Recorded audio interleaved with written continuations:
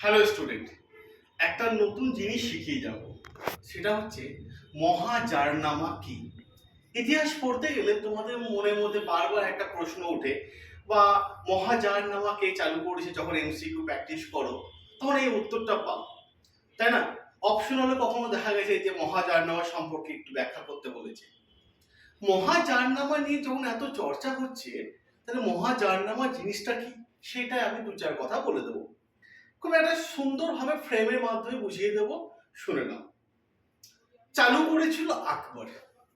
আকবর প্রথমত কোনো জ্ঞানের ভান্ডার ছিল না তার মধ্যে, বলতে পারো শিক্ষিত সে ছিল না, কিন্তু শিক্ষার প্রতি ভালোবাসা তার যথেষ্ট ছিল। সে শিক্ষাকে খুব সম্মান করত, ভালোবাসত।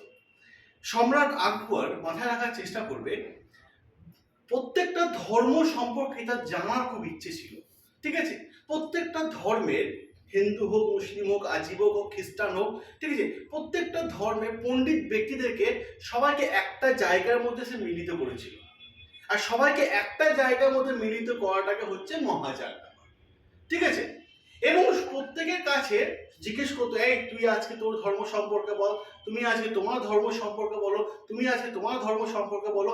প্রত্যেকটা মানুষের কাছ থেকে, পণ্ডিতদের কাছ থেকে বিভিন্ন ধর্মে তাদের ধর্মের জ্ঞানটা সে অর্জন করত। এইটাই হচ্ছে মহাজারনামা।